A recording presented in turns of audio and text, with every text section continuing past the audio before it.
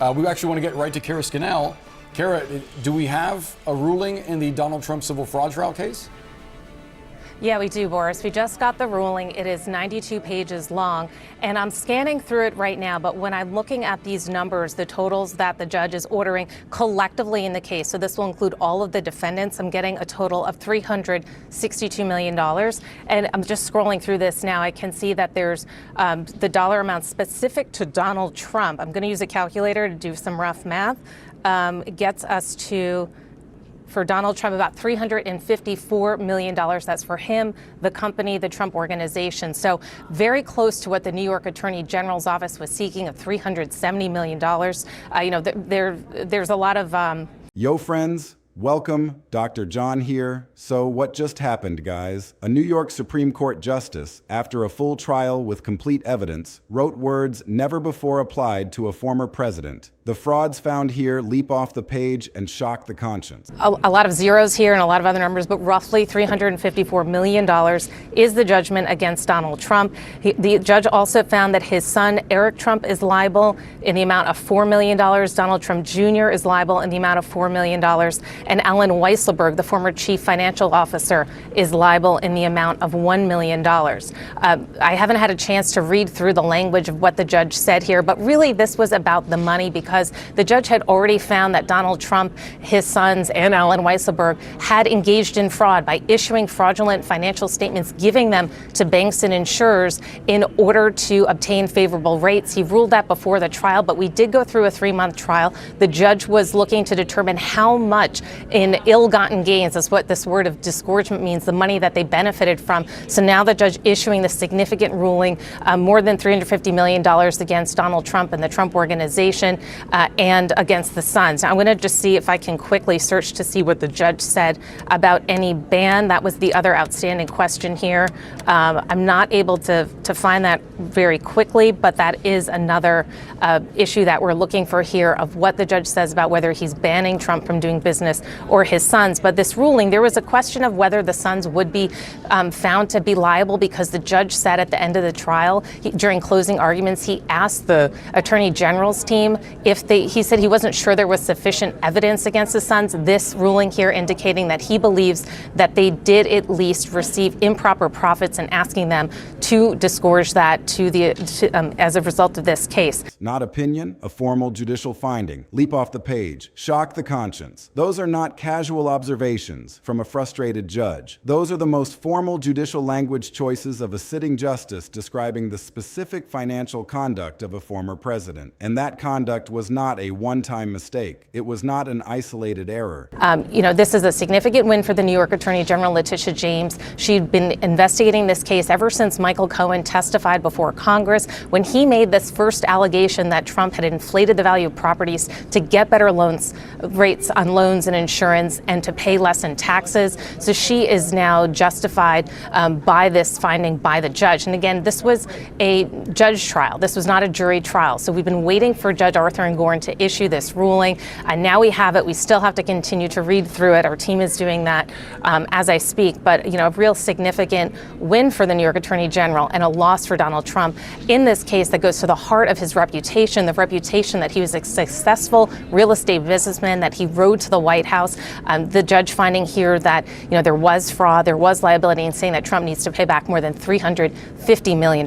Boris Brianna? The judge found that Trump and top executives of the Trump organization systematically exaggerated asset values and net worth to mislead lenders and insurers. Systematically. That means repeatedly, deliberately, over an extended period. The judge specifically rejected Trump's defense that outside accountants were to blame. He placed the responsibility directly on the most senior individual decision makers, on Trump himself. Yeah, it goes so much to his identity. This is clearly one of the cases, one of the legal issues that he's facing that bothers him the most here, as the Attorney General in New York had argued that it was the marketplace that was harmed here and was seeking to recoup this disgorgement or these ill-gotten gains. Let's go ahead and bring in Paula Reed, our chief legal correspondent, to talk about what she is seeing here, with our understanding here, Paula, that this is really kind of hot off the presses, this ruling.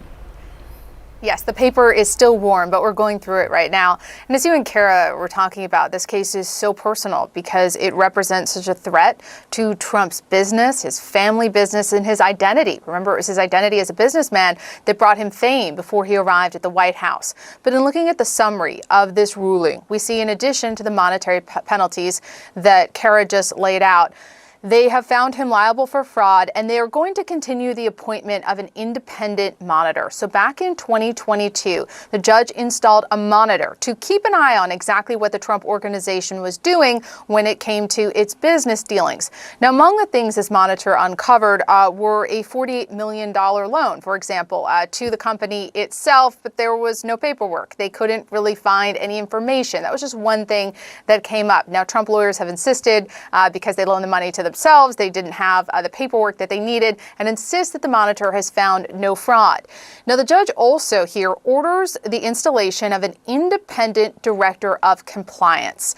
But I also want to note that they are saying here, the judge is saying that they're going to limit. The penalty for this systematic fraud is approximately $355 million. That grows to approximately $454 million once interest is added. And that interest accrues at approximately $87,000 per day, every single day, while Trump appeals, while he attacks the judge on social media, while he calls it a witch hunt. The number keeps climbing. His adult sons were ordered to return millions they allegedly gained from the scheme. The defendant's right to conduct business in New York for a few years. Now, it's probably going to take a few minutes before we unpack exactly what that means. That does not appear to be an indefinite ban, the so-called corporate death penalty, but it does appear that the judge is going to put some restrictions on Trump and the Trump organization's ability to do business in the state of New York. But let's go back to the idea of this independent director of compliance that appears to be maybe an executive level person who will ensure that they are being honest when evaluating their assets, when applying for insurance or loans from banks. Because, of course, that is what the judge here found Trump liable for last fall before this trial started. They said, you are liable for fraud. They believe that he was not honest about the value of his assets because he was trying to get more favorable terms from banks, from insurance companies. Now, Trump's defense here was that these are subjective valuations, and that ultimately there was no victim. And I want to note, when it comes to barring anyone from doing business in the state of New York, the so-called corporate death penalty is something that is rarely handed down in the state of New York, especially when there is no obvious victim. So we're going to keep reading to learn more about the limits that they're going to put on his ability to conduct business in New York over the next few years. Paula, we'll let you get to it. Please stand by. We have a couple of important voices now on these developments. Renato Mariotti is with us, Norm Eisen as well as Doug High, looking at the political angle of this. First to you, Norm, just your reaction to this filing by Judge Engoron and the news from Paula that the Trump organization will not face the corporate death penalty, though there will be some limits on their ability to do business in New York. Trump was banned from serving as an officer or director of any New York corporation for 3 years. The Trump organization faces new business controls. And when Trump's lawyers tried to secure a bond for the full judgment, they told the appeals court that surety companies required approximately $1 billion in cash equivalent collateral. Boris, it's another devastating blow to the former president. Yesterday, there was the criminal case in New York State on allegations of fraud at the end of the 2016 election, that in the form of paying hush money. Now you get this civil fraud ruling in almost the full amount requested, over $360 million against Donald Trump, his businesses, associated persons, and entities. And it does have significant sanctions on Donald Trump and others, including his sons, continuing to do business. So Donald Trump cannot serve as an officer or director of a New York company for 3 years. He cannot take out loans for 3 years as part of the penalty. However, the one bright lining in here for Donald Trump is the judge rolls back his prior determination of removing the certificates to do business, the so-called corporate death penalty that would have shut these companies down. He had gotten appellate pushback. And of course, now all of this will be reviewed on appeal. More liquidity than Trump has admitted to having. His own lawyers, in a formal court filing, acknowledged that the man who built his entire political brand on being a billionaire business genius could not come up with the cash to secure a bond for his own fraud judgment. He eventually obtained a reduced bond of $175 million through a specialty insurance company, but the damage was done. The financial reality was exposed.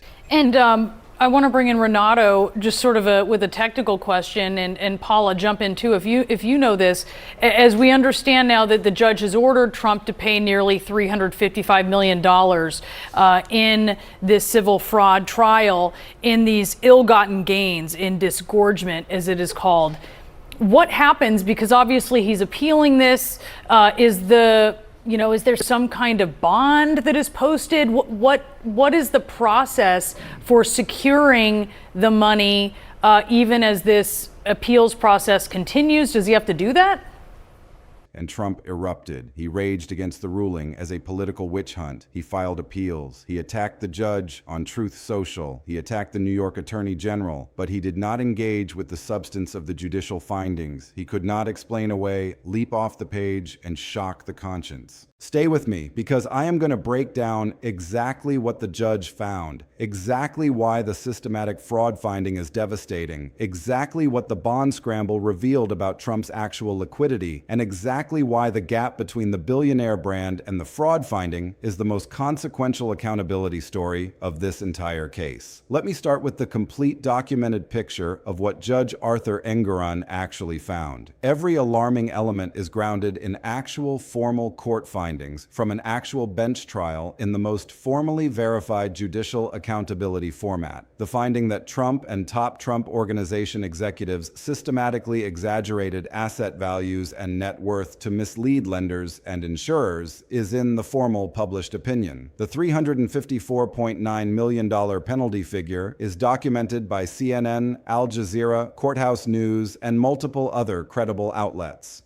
The formal judgment of approximately $454 million with interest is documented by CNN's coverage. The adult sons being ordered to return millions they allegedly gained from the scheme is documented. The 3-year ban on Trump serving as officer or director of any New York corporation is documented. The Trump Organization New York business controls are documented. The $175 million appeal bond through Knight Specialty Insurance is documented by ABC News and the BBC, and the New York Appeals Panel allowing the reduced bond while temporarily blocking full judgment enforcement is documented by Reuters. Every penalty figure has a formal court source. Every restriction has a published judicial basis, and the combination creates the most comprehensive picture of the most historically significant financial penalty ever imposed on a former American president. Now let me focus on the single most important word in the entire ruling, systematic. The judge found systematic exaggeration of asset values and net worth to mislead lenders and insurers. That word is the most precisely available judicial characterization because systematic, most specifically and most formally, identifies intentional, consistently repeated conduct across an extended documented period. This was not the judge attributing the conduct to isolated or inadvertent accounting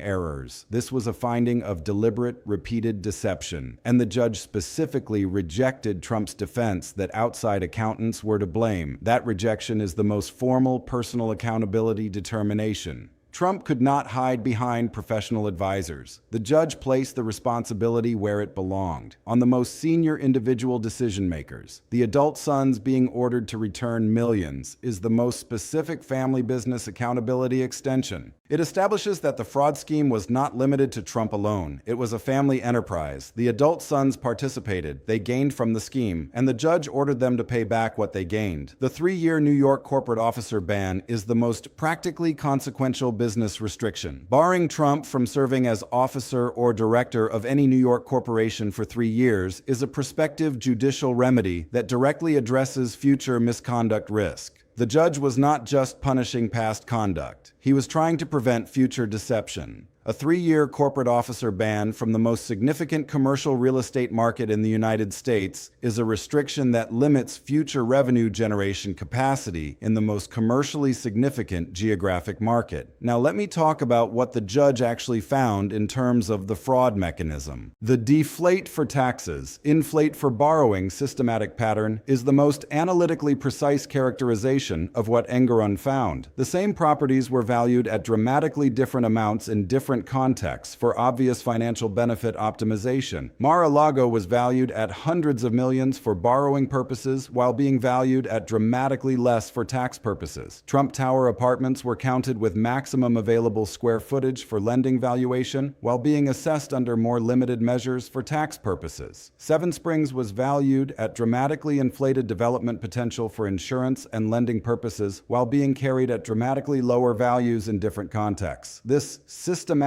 pattern of using the same properties with dramatically different valuations across different institutional contexts is the most precise evidence of deliberate deception rather than good faith accounting judgment. And Engeron's specific rejection of the outside accountant defense most formally places that deliberate deception with the most senior individual decision makers. Now let me talk about the bond scramble, because this is where the financial reality became impossible to hide. Trump's lawyers formally told the New York Appeals Court that surety companies required approximately $1 billion in cash equivalent collateral to secure the full $454 million bond. More liquidity than Trump has admitted to having. That is not a journalist speculating. That is not a political opponent making a claim. That is Trump's own lawyers in a formal court filing acknowledging that the man who publicly claims to be one of the wealthiest individuals in the history of American real estate could not come up with the liquid assets to secure a bond for his own civil fraud judgment. A person who cannot secure a bond for his own fraud judgment because surety companies require more liquid assets than he can produce is a person whose claimed wealth is not as liquid as the public narrative suggests. The $1 billion collateral requirement exceeding admitted liquidity is the most formal quantification of the billionaire myth versus financial reality gap. Trump eventually obtained a $175 million appeal bond through Knight Specialty Insurance rather than securing the full $454 million bond. The appeals panel allowed the reduced bond while temporarily blocking full judgment enforcement. That accommodation prevented the most immediate asset seizure enforcement against iconic Trump properties. But state lawyers pushed for tighter restrictions on the bond in later hearings. The enforcement pressure continues. Now let me talk about Trump's response,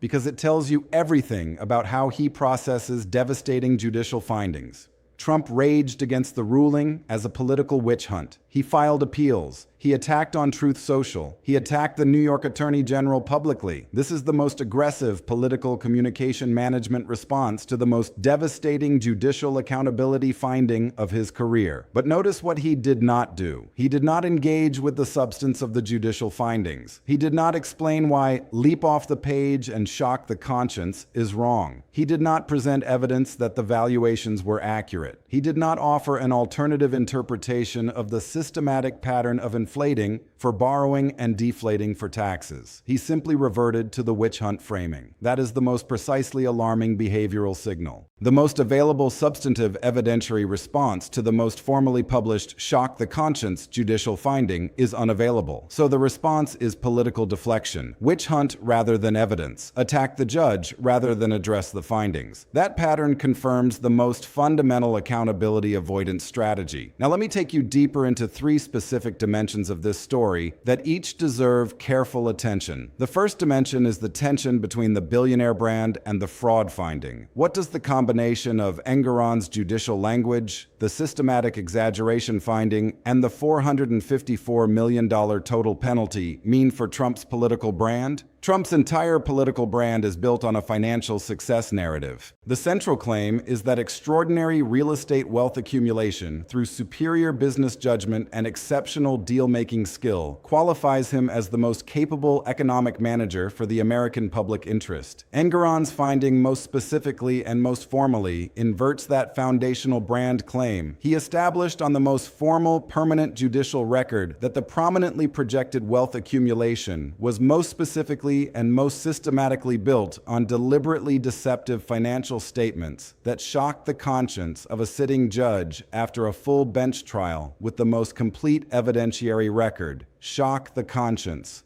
Systematic fraud.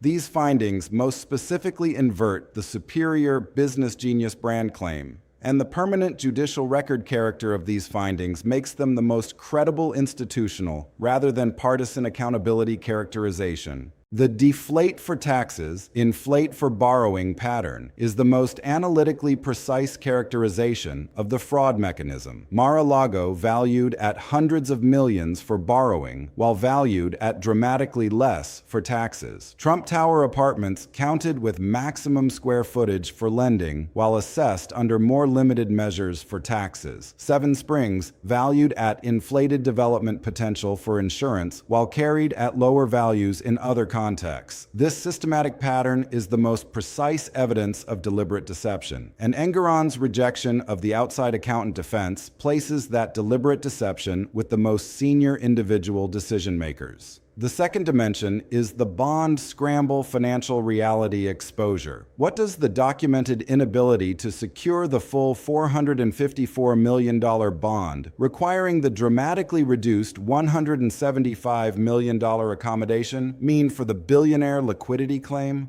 Trump's own lawyers formally told the appeals court that surety companies required approximately $1 billion in cash equivalent collateral, more liquidity than Trump has admitted to having. That is a formal court filing from his own lawyers, acknowledging that the man who publicly claims to be one of the wealthiest individuals in American real estate history could not produce the liquid assets to secure a bond for his own fraud judgment. The $1 billion collateral requirement exceeding admitted liquidity is the most formal quantification of the billionaire myth versus financial reality gap. The reduced bond accommodation through Knight Specialty Insurance is the most practically consequential financial management challenge resolution. And the fact that state lawyers pushed for tighter restrictions on the bond in later hearings means the enforcement pressure continues. The third dimension is the contrast between Trump's public characterization and Engoron's judicial characterization. What does the gap between witch hunt and shock the conscience mean for public accountability perception? Trump raging against the ruling as a political witch hunt, filing appeals, attacking on Truth Social, attacking the New York Attorney General publicly, is the most aggressive political communication management response to the most devastating judicial accountability finding. But the specific character of that rage response as immediately reverting to the witch hunt political framing rather than engaging the substantive judicial finding is the most precisely alarming behavioral signal. It establishes that a substantive evidentiary response to the shock the conscience judicial finding is unavailable. So the response is political deflection. Witch hunt political deflection rather than substantive evidentiary response is the most precisely alarming behavioral signal. Its character as the most immediate response to the most historically devastating financial penalty confirms the fundamental accountability avoidance pattern. Let me bring this all home with 4 clear points that you need to carry with you. Judge Engoron's formal published bench trial opinion, finding that Trump and Trump Organization executives systematically exaggerated asset values and net worth to mislead lenders and insurers, and writing that the frauds found here leap off the page and shock the conscience while rejecting the outside accountant defense, most specifically establishes the most formally permanent and most credibly authenticated judicial record of the most deliberately deceptive systematic financial fraud pattern in the most historically significant former president financial accountability determination. The systematic exaggeration finding is the most formally permanent judicial record. The shock the conscience language is the most dramatically alarming judicial characterization. The rejection of the outside accountant defense is the most formal personal accountability determination. Trump's own lawyers formally telling the New York Appeals Court that surety companies required approximately $1 billion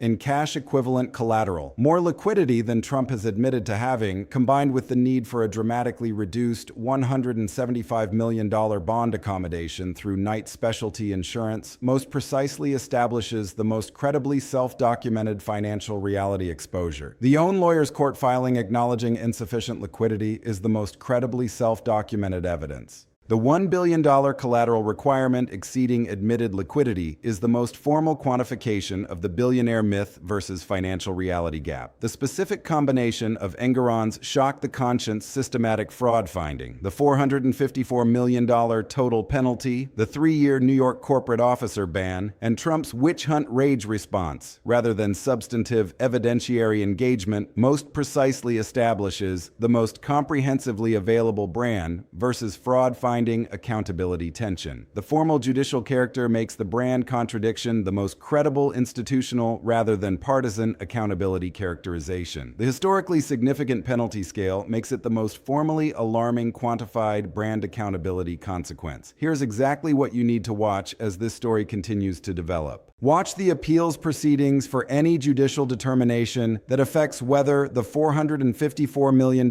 judgment is upheld, modified, or reversed. Watch the bond maintenance status for any signals that the $175 million night specialty accommodation is being challenged or tightened, affecting whether the Attorney General can resume asset seizure enforcement against iconic properties. Watch the New York business restriction enforcement for any formal monitoring or compliance proceedings that translate the 3-year corporate officer ban into ongoing business accountability. And watch donor and ally financial confidence signals for any indicators that the fraud judgment combined with the bond scramble liquidity exposure is affecting financial support for political and legal defense operations. Let me leave you with the absolute bottom line. Judge Arthur Engoron found after a full bench trial that Trump and top Trump organization executives systematically exaggerated asset values and net worth to mislead lenders and insurers. He wrote in his formal published opinion that the frauds found here leap off the page and shock the conscience. He specifically rejected the outside accountant defense. The penalty of approximately $355 million grows to approximately $454 million with interest accruing at approximately $87,000 per day. This is the most historically significant financial penalty ever imposed on a former American president. Trump's adult sons were ordered to return millions. Trump was banned from serving as officer or director of any New York corporation for 3 years. Trump's own lawyers formally told the appeals court that surety companies required approximately $1 billion in cash equivalent collateral, more liquidity than Trump has admitted to having, requiring a dramatically reduced $175 million bond through night specialty insurance. Trump erupted with witch hunt political deflection rather than engaging the substantive judicial findings. Shock the conscience is in the formal published opinion. $355 million is in formal court documents. $454 million with interest is CNN documented. Own lawyers' liquidity admission is in formal court filings. The night specialty bond is ABC and BBC documented. And the story of Trump erupting after a judge ordered him to pay back millions is the most specifically alarming and most comprehensively documented real-world expression of what it means for a sitting judge to formally find after a full bench trial that a former president's most foundational business success narrative was most specifically and most systematically built on deliberately deceptive financial statements that shocked the judicial conscience. We are going to be right here watching every single development as this story continues to unfold. Drop a comment below and tell me what you think. Does the documented shock the conscience systematic fraud finding survive the most rigorous appeals review, maintaining the most historically significant financial penalty and business restrictions? Or does the appeals process find basis for modifying or reversing Engoron's bench trial determination despite the most comprehensively documented and most credibly authenticated evidentiary foundation? I want to hear from you. I will see you in the next one.